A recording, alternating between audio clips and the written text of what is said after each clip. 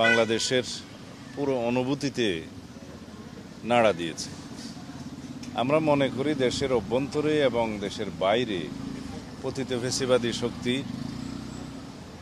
নির্বাচন পিছানোর বা নির্বাচন বানচালের যে ষড়যন্ত্র আছে তারই অংশ হিসাবে এটা সংগঠিত হয়েছে এবং গণতান্ত্রিক শক্তিকে দমন করার জন্য, গণতান্ত্রিক উত্তরণকে বাধাগ্রস্ত করার জন্য, কণ্ঠকাঠিন্য করার জন্য এরকমের তৎপরতা চালানো হতে পারে।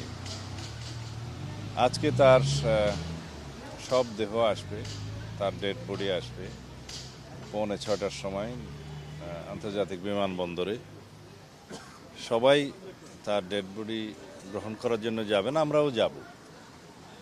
আমরা মনে করি যে গণমাধ্যম কয়েকটি পত্রিকা অফিসকে ভাঙচুর এবং আগুন জ্বালানোর মধ্য দিয়ে যে নৈরাজ্য সৃষ্টি করার পায়তারা চলছে এবং সারা বাংলাদেশে বিভিন্ন জায়গায় চিহ্নিত বিভিন্ন স্থানে এবং ব্যক্তিকে হামলা করার, আক্রমণ করার, বাড়িঘরে হামলা করার যে পরিকল্পনা নিচ্ছে তার পিছনে একটি সুগভীর চক্রান্ত আছে, ষড়যন্ত্র আছে।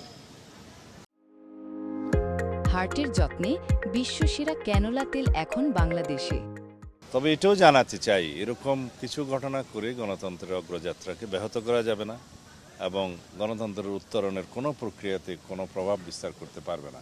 বাংলাদেশের গণতান্ত্রিক উত্তরণ সঠিকভাবেই যাবে, নির্ধারিত সময়ে নির্বাচন হবে ইনশাআল্লাহ এবং বাংলাদেশের মানুষ সেই দিনের অপেক্ষায়।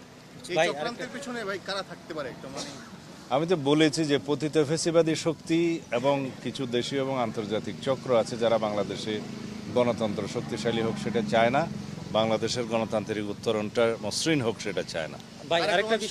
25 তারিখ আসবেন, এর প্রাককালে কালকে রাতে দেখলাম অনেকটা আপনি যেটা বললেন পরিকল্পিতভাবে একটা অস্থিরতা, একটা মানুষের মধ্যে একটা ভয় ধরিয়ে দেওয়া, তারেক রহমানের এই আশাটাকে কেন্দ্র করে মানে কোনো ধরনের একটা পরিস্থিতি কি তৈরি করার চেষ্টা হচ্ছে কিনা? এখানে সুপরিকল্পিত কোনো ষড়যন্ত্র কাজ করছে বলে আমাদের সন্দেহ।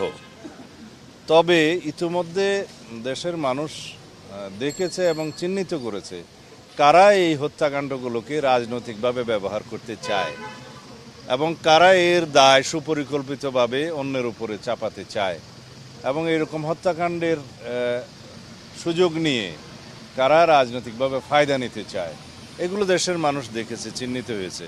আমি এর বেশি খোলাখুলি বলতে চাই। আমরা দেখতে পেয়েছি যে তারেক রহমানকে আসার কেন্দ্র করে আপনারা হযরত শাহজালাল আন্তর্জাতিক বিমানবন্দর পরিদর্শনে গিয়েছেন এবং কর্তৃপক্ষের সাথে কথা বলেছেন। আসলে কি বিষয়ে কথা হয়েছে তাদের সাথে ওখানে আপনাদের?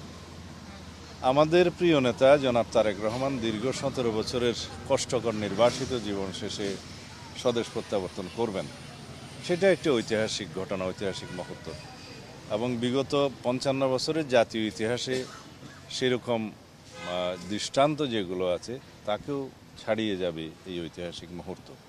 আগামী 55 বছরেও যাতে এরকম কোনো ইতিহাস স্থাপন না হয় সেরকম একটি ঐতিহাসিক মুহূর্ত আমরা তৈরি করতে চাচ্ছি। সারা জাতি সেজন্য প্রস্তুত আছে, সারা দেশের মানুষ অপেক্ষা করছে। তো সুতরাং তার আগমনকে কেন্দ্র করে যাতে নিরাপত্তাজনিত এবং প্রোটোকলজনিত কোনো বাধাবিঘ্ন না হয় সেই জন্য আমরা তার অবতরণের স্থান থেকে শুরু করে এবার কেয়ার যাওয়ার পথে, দেশনেত্রী বেগম খালেদা জিয়াকে দেখতে যাওয়ার পথে এবং সমস্ত স্থানে যাতে সমাগমটা নিরাপদ হয়, নিশ্চিদ্র হয়, নিরাপত্তা আমরা নিশ্চিত করতে পারি এবং জনগণের সামনে তিনি যে দাঁড়িয়ে কৃতজ্ঞতা জ্ঞাপন করবেন, ধন্যবাদ জ্ঞাপন করবেন, সেই জায়গাটাকেও আমরা চিহ্নিত করেছি। তো লক্ষ লক্ষ জনতার সামনে আমাদের প্রিয় নেতা এই দেশের গণতন্ত্রের রক্ষা কবচ জনাব তারেক রহমান দুটো কথা বলবেন, সেজন্য সারা জাতি উন্মুখ হয়ে আছে, উদ্গ্রীব হয়ে আছে। সেই বিষয়গুলো নিশ্চিত করার জন্য আমরা সমস্ত জায়গাগুলো আগে থেকেই পরিদর্শন করছি।